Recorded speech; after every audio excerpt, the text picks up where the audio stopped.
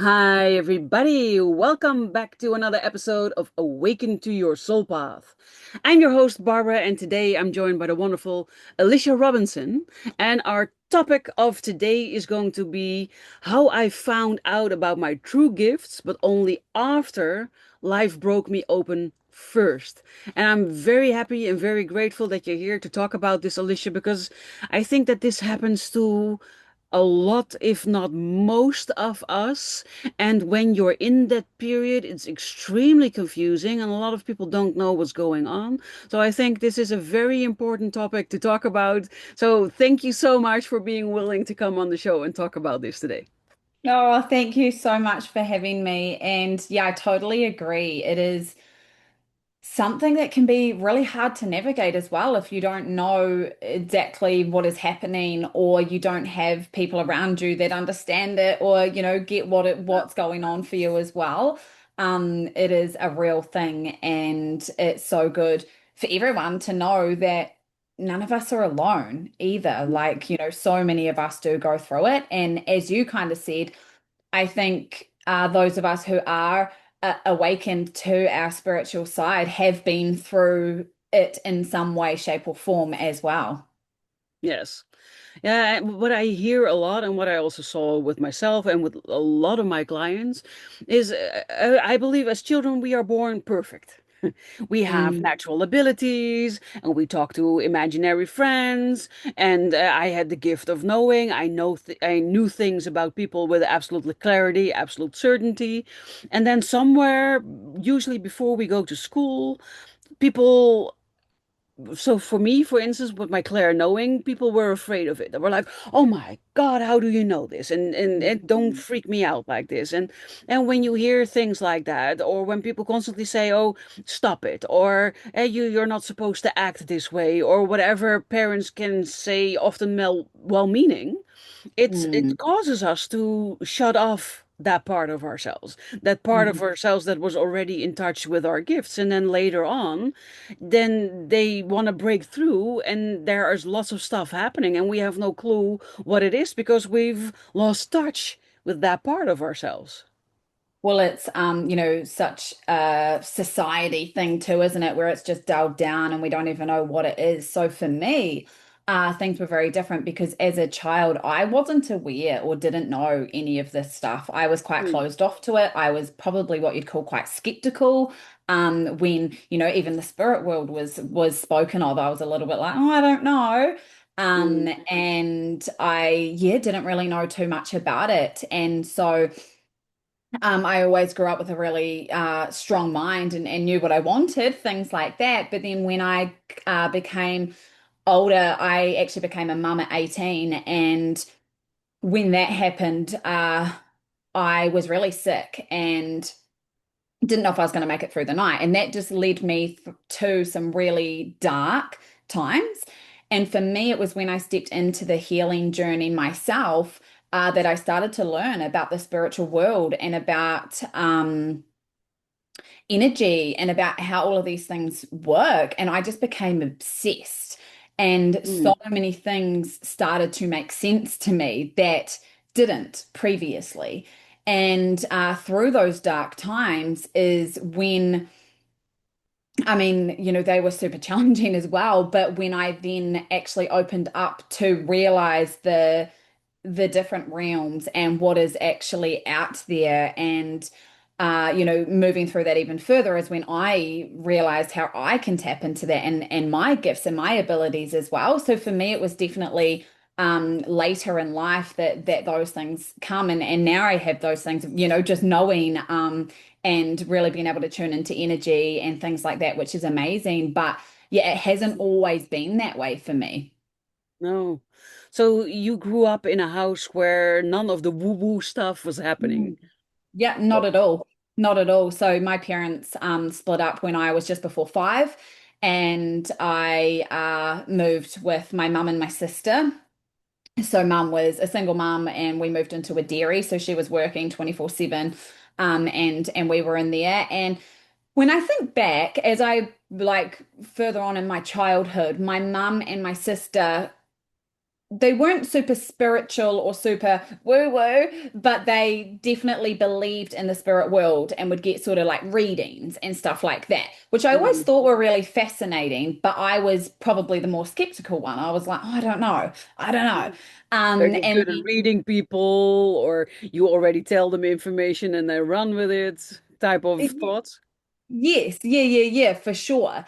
And so when they like sort of got some readings and things done, I ended up going myself and getting a reading, Mm. and I was amazed at what came through. And I was like, wow, like this is, quite fascinating. And how did she know all of this stuff? And, Mhm. it was like through a psychic medium, and so yeah, I continued going to her, and that was probably an opening to it as well, until I then sort of developed even further into like my own abilities too. Hmm.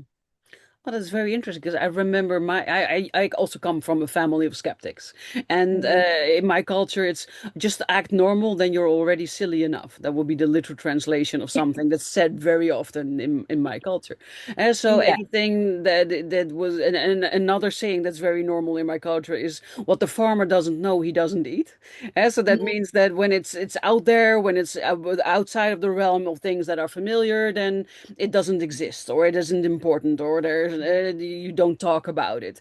So there was nothing at all in the direction of spirituality or any of those things. So my first reading was with a friend who took me to a paranormal event or paranormal fair, and she was having all of these readings done, and I was thinking, oh, it's a scam, right? They're charlatans, and you already provide them with the information. They say, oh, I can feel, oh, it's a female presence in your life. Oh, is my grandmother there? Yes, it's your grandmother, right? Like it goes like that. So I always thought, oh, it's people who have these abilities who are really good at reading you or prompting you so that you fill in the missing information and just can give a really good show. And I was wandering around and someone caught my eye and she said, "Do you want to have a reading?" And I said, "Well, I don't know.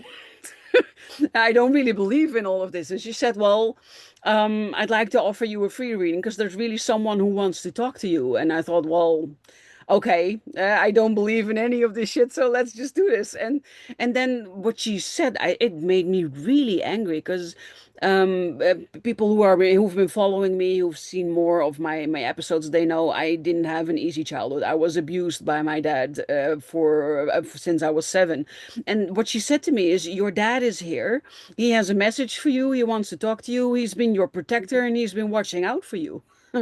And that made me so angry because I thought, no, no, he's been, the reason why I'm so fucked up, and he's been the reason for all of the health and the therapy and the what's it call it that you have to go through. And he wasn't there for me in real life, and he can, sod off after he's dead as well. And that was shocking to me. And it took years to have that message and the other things she said that I sort of closed myself off for because I was so angry about the first part she said, to finally land and to make me realize, oh, she already knew then that I was going to be who I am now.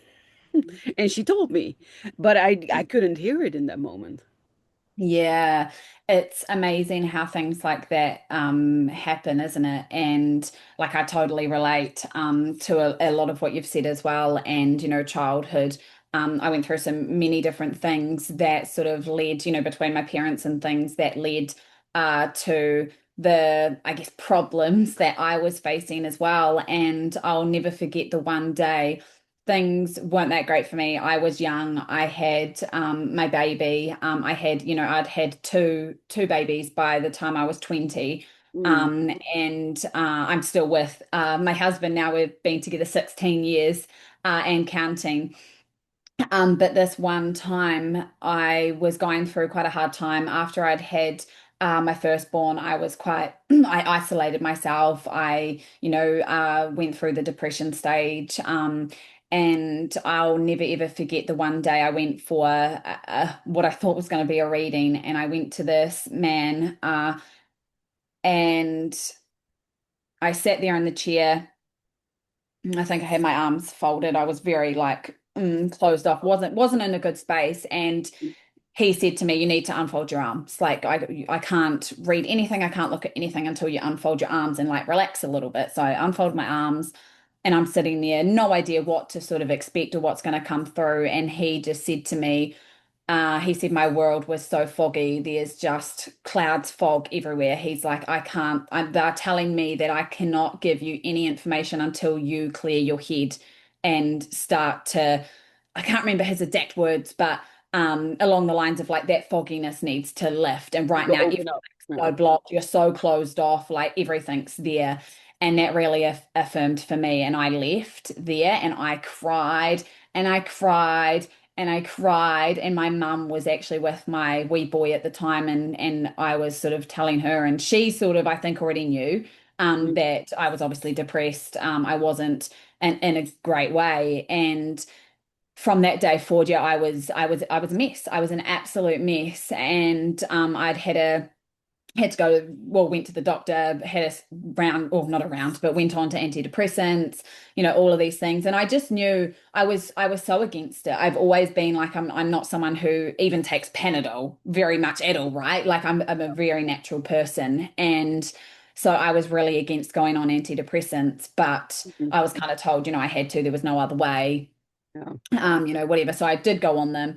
Eventually was able to sort of wean myself off. And then what followed from then, I went through debilitating anxiety where I couldn't even stand in a room full of people without wanting to escape, without feeling like I needed to faint. Like it was absolutely horrible. I had chronic fatigue. I didn't sleep well. I didn't eat properly.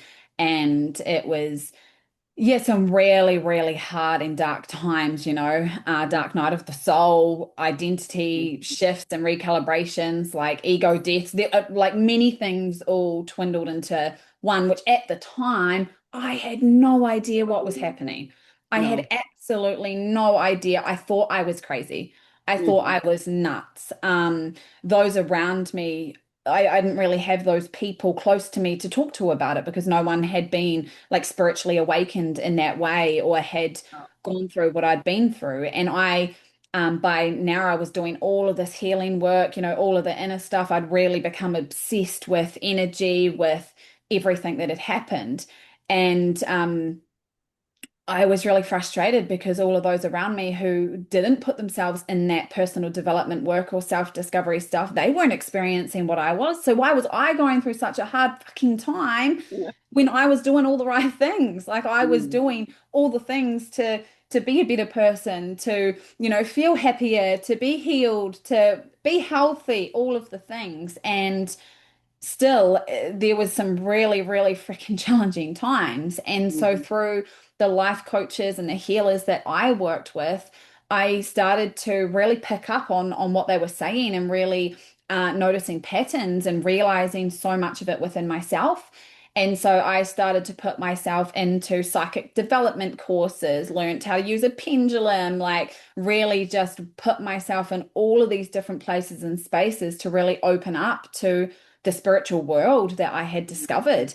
And I think then for a bit there, I was like, okay, cool, I'm doing all this work, and then I'm going to reach this enlightenment stage, right? I'm going to reach the stage where everything's just going to be amazing. I'm in joy, like everything's just Yeah. good, and there's Everything I no want coming, is there. yeah, yeah, yeah, and there's no coming back from that. Mm. Right. So as I then continued on the years of all this study and training and my own, energy gifts, and I'd started, my own businesses. So I was in business here and going through it. But then these challenging times would keep coming up, keep coming up. I then, I'd feel amazing and things would be all good, and then it would drop down again. And I just couldn't understand, like, what is happening? Why? I've done all the right things. I'm doing all the right things. Mhm. Um, and yeah, really had to realize the realness of it all and, utilize my own gifts not only amazingly with other people as I still do, but with myself as well to really open up to the fact of it's not necessarily a destination that we get to. It's really about enjoying the journey along the way. Mhm. Yes. Yeah, that's a realization I had today as well because what you were sharing, it's very similar to me. So I think if you're watching, if you're listening out there, you might have a similar story. So if you're willing to share it in the comments, then we would love to read it. Hey, it's always helpful to everybody that's watching when you read similar stories and you know you're not alone and you're not losing your mind and you're not going crazy and all of those things. But yes, so bad things keep happening, and no matter how much I healed, no matter how much I worked on myself, no matter how much things I had done, it just kept happening and happening and happening. And I remember thinking, I just want 1 week of no shit. That's not asking too much, right? Just 1 week of nothing breaking, nothing happening, nothing going bad, nothing dying, or just 1 week of just nothing. Can I just not have 1 week of nothing? And it felt like it was never there. And I also was known as the why child already as when I was younger. And of course, that stayed me. Well, why does this keep happening? What do I have to do to fix it? What else do I need to do besides all the things that I've already done? And it's not about doing. I think it's about recognizing that things will always happen, depending on. I work a lot with human design and the gene keys. Some profiles, they learn by being challenged. They Hmm. learn by error and trial and falling flat on your face, learning things from that, and then moving on. And they need the friction, they need the constant things that are happening in order to keep evolving, to move towards, well, their higher purpose, their soul's mission, their calling, whatever you want to call it, and the thing that you came here to do. And what I realized is that you cannot escape that. But what I'm now seeing with myself when I look back at that time is that you recognize the patterns a lot sooner, and then you can make a conscious choice to handle it differently or to respond differently, to feel about it in a different way than you used to do before.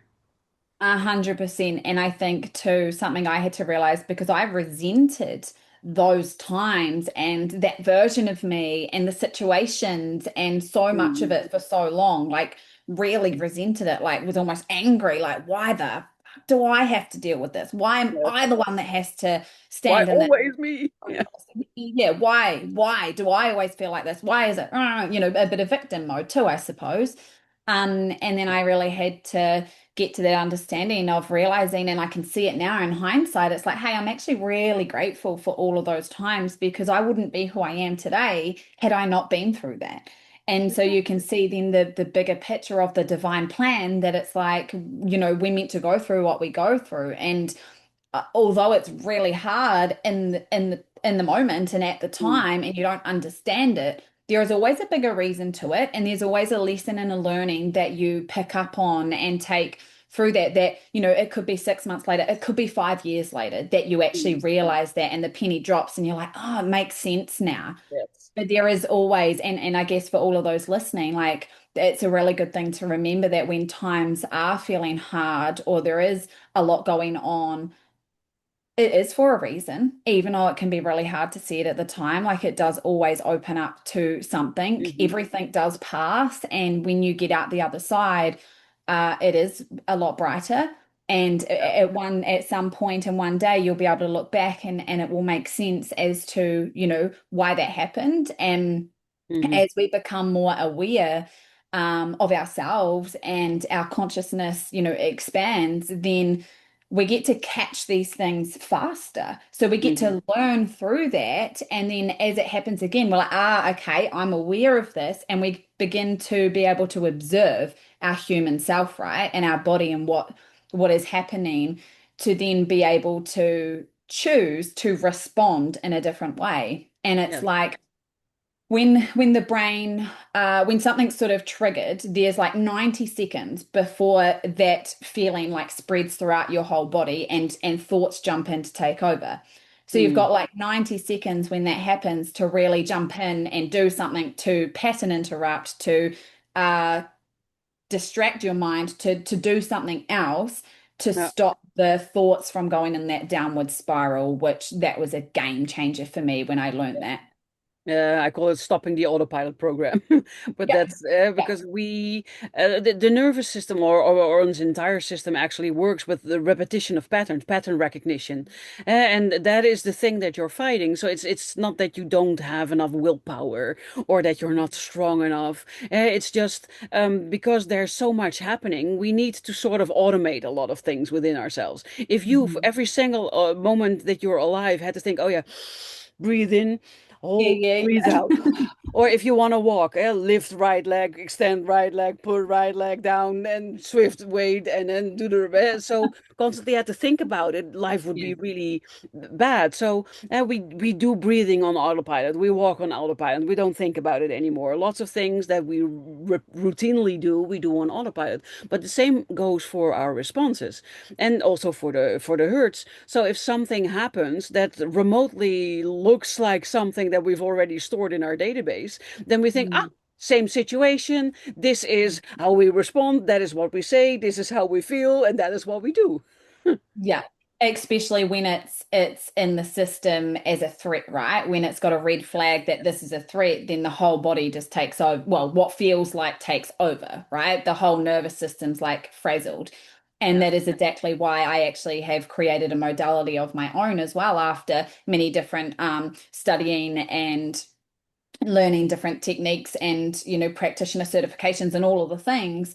I was able to really bring something together that works so deeply in the subconscious and at a cellular level to get to that core essence, because exactly what you've just said, if that Mm. program is within the system and continuing to run and you stay in that cycle of it just going and going and going, it doesn't matter. You can consciously choose to respond in a different way, but your body's still going to have that reaction of this is a threat, this is danger, right? And then we then get a fear of the fear. And so that's just this Yeah. ongoing vicious cycle. And so when we're able to come through at such a deep level and really work on why that is and change and shift that, it's literally like a miracle, because Yeah. it's like, wow, it's all of a sudden people are realizing they're responding different to something. And for some people, that breakthrough is a big slap in the face, boom, open up. And for others, it's very subtle along the Mm. times, and it's in the little moments they're like, oh, that felt different, or I feel better or more energized, or that didn't interfere with me in the same way, or Yeah. whatever that is. It is different for everybody, but it's such a powerful thing to be able to, or have access to the people or places and spaces that can really help you to uncover that for yourself as well. Mm. Yes. Yeah, you start recognizing the patterns and you start recognizing your responses to certain things, and you think, oh, wait a minute, wait a minute.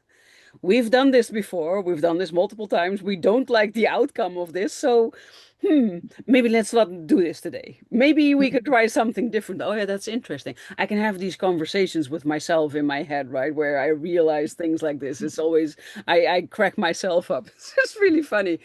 And so these are really important learning moments where you can stop the normal firing autopilot program and start Mhm. consciously choosing to not respond in that way. And maybe it starts with that, and you have no idea how to respond then. What else is there to respond?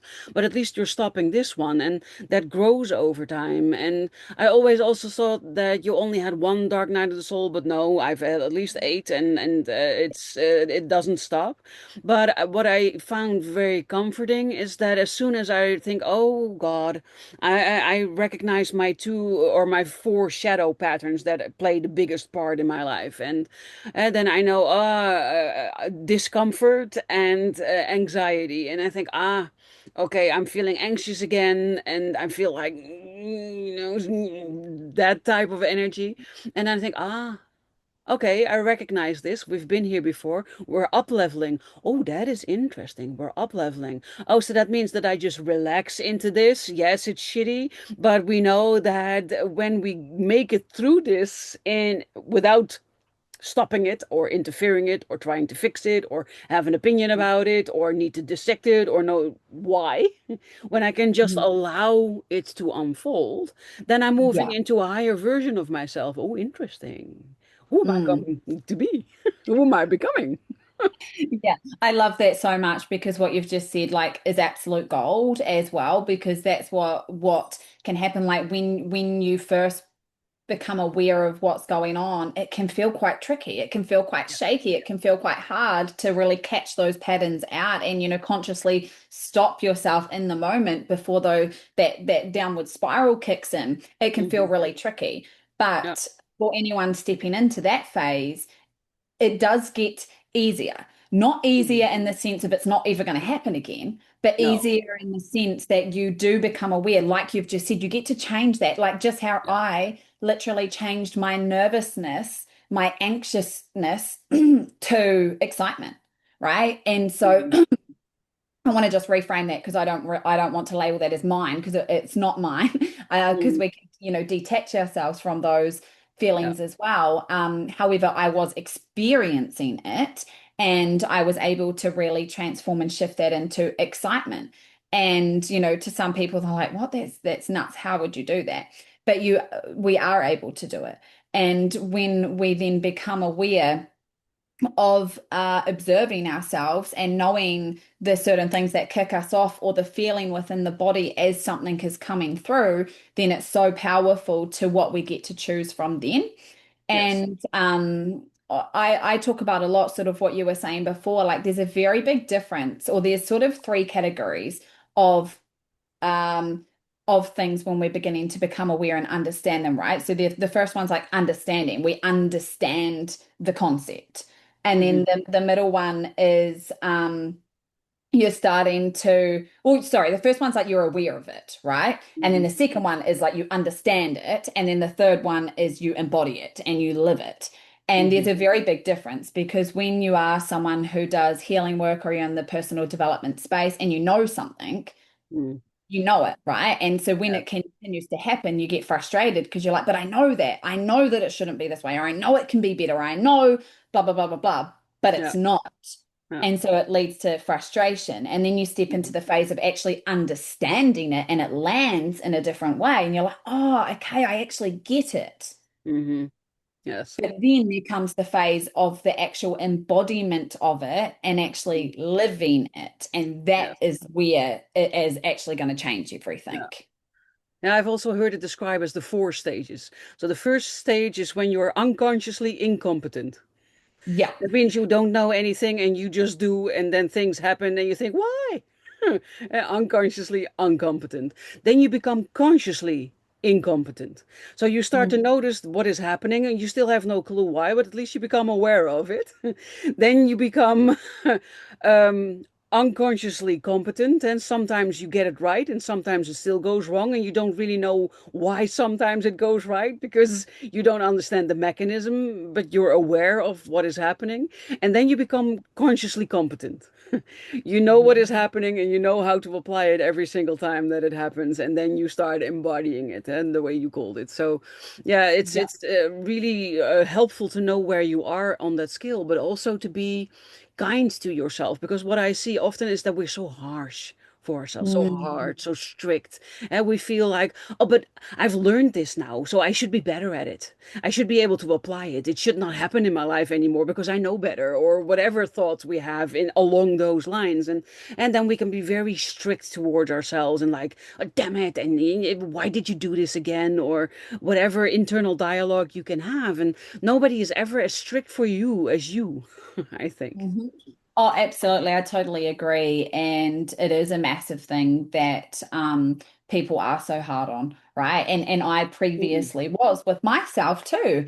Um, because the way that we are brought up, the society, community, people around us, ancestral stuff, generations before us, whether it be in our own home or not, that's sort of the programming that really gets picked up on. Mm. And it's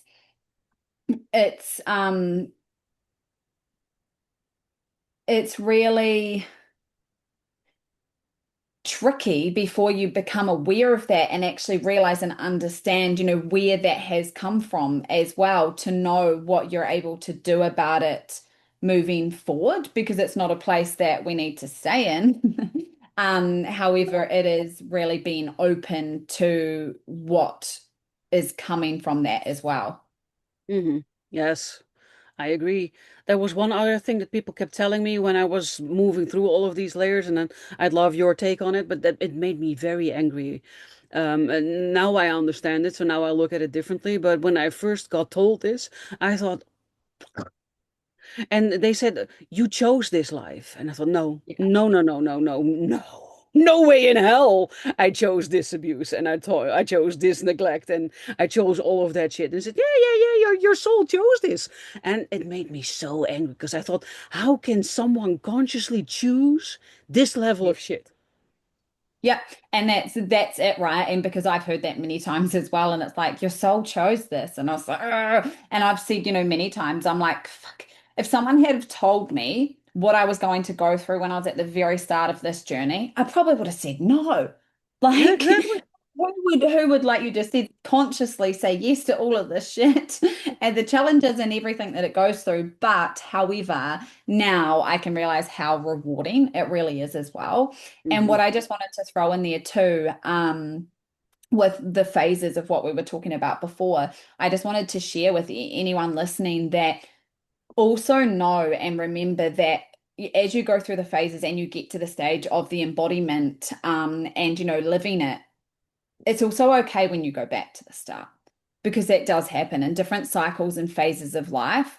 It Yes. happens. We go in these phases and cycles, and as we up level, as we upgrade, as we identity shift, then we go through the cycles just in different levels, right? Yeah. And so just the reminder there that if you've reached this place of embodiment and living it, it is okay when that cycle comes back around again. It's not that you're going backwards or that you've done anything wrong or Mm. anything's missing. It's just that you're up leveling and you're up in that next cycle of, the next stage of evolution for you. Yeah, I love that you're sharing that because I think it has to do with expectations. We think that growth is linear, but growth is not linear. Growth is not even a spiral. It's like a spiral that sometimes does a jiggy and then maybe a squiggle, and then it goes back into a spiral again.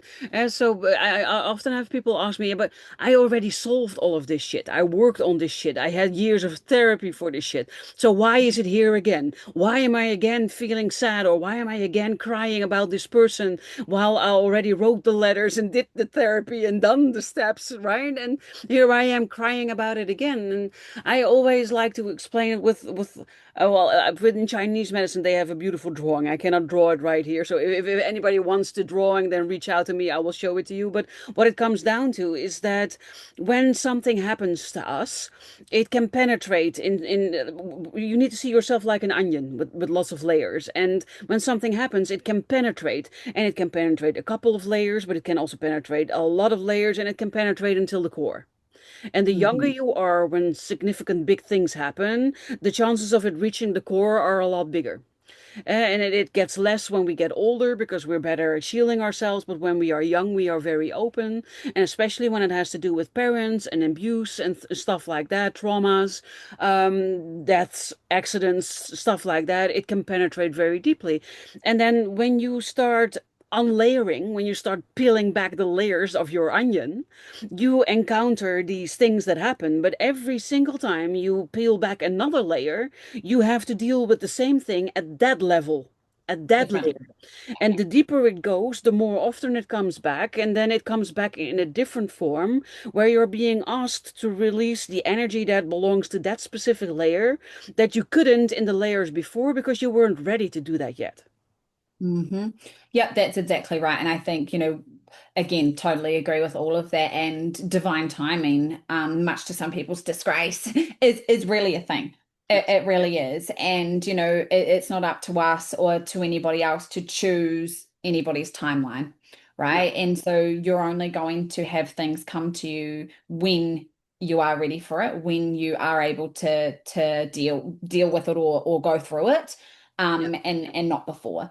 And so that can lead to frustration too. Exactly what you're Yeah. just saying. People are like, but I've done that. And I've been there. I've been in that place of I've fucking done that. I've spent that much time on that. I've gone over and over that. It's come up. Why do I have to experience this again? Why is this happening again?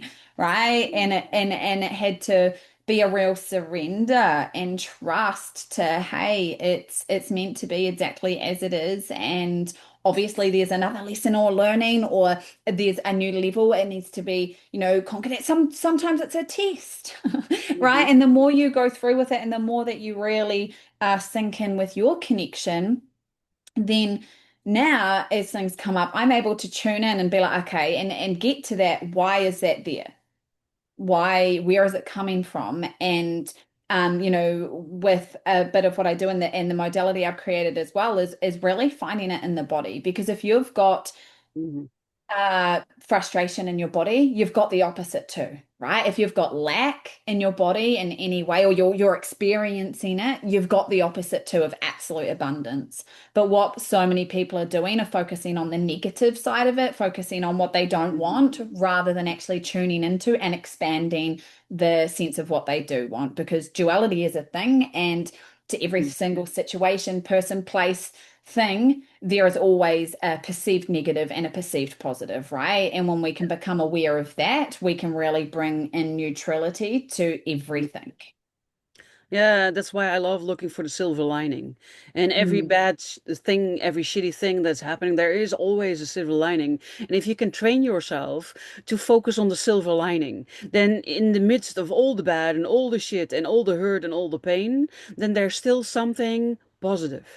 And mm, that's tuning your frequency to the frequency of your choosing that resonates with the results that you want to have. And it's a bit too far to explain this in depth in today's talk, but it all has to do with vibration and the law of attraction, but also the law of resonance.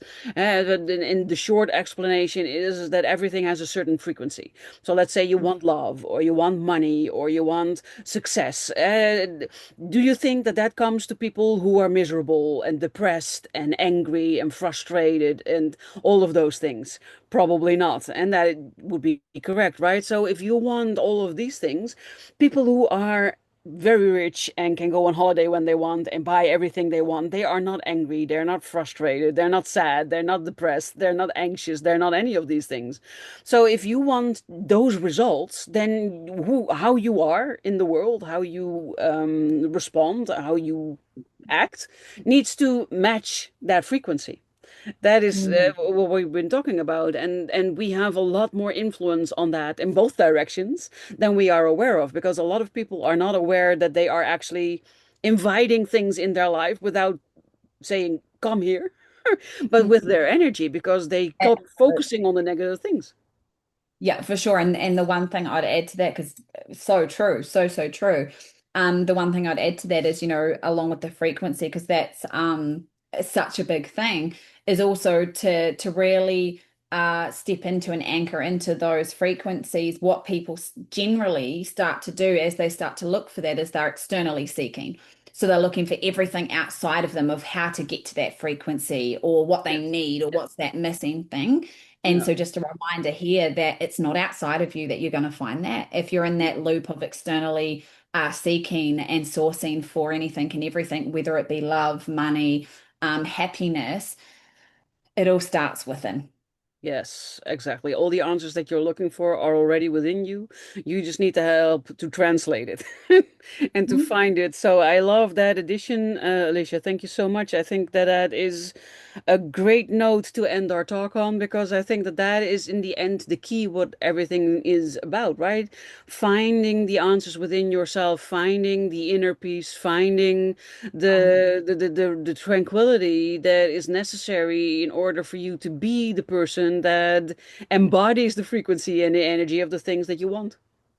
Yeah.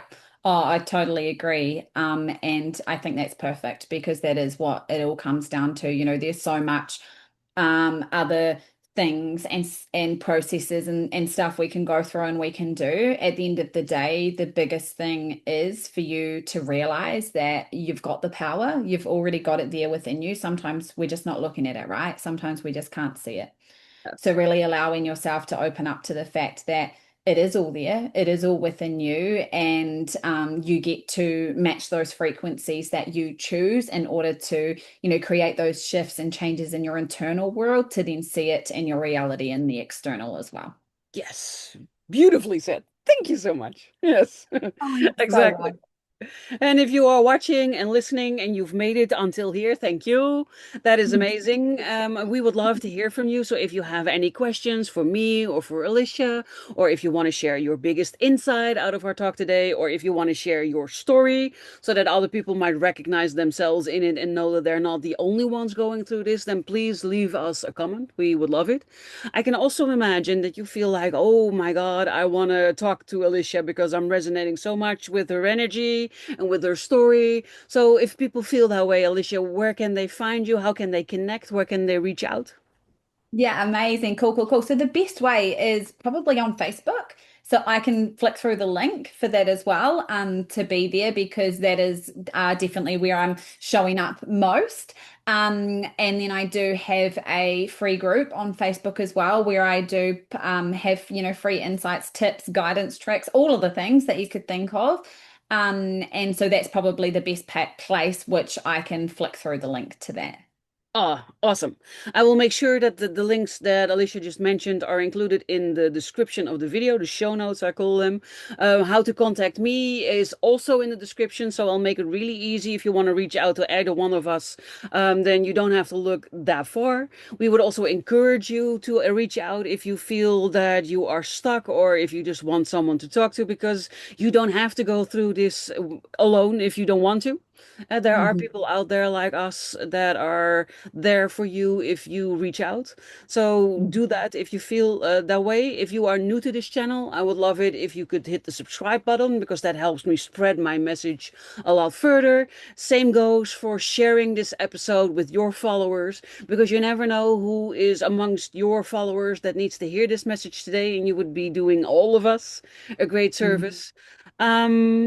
Yeah. Thank you, Alicia. I think this was an absolutely wonderful talk and I enjoyed it very much.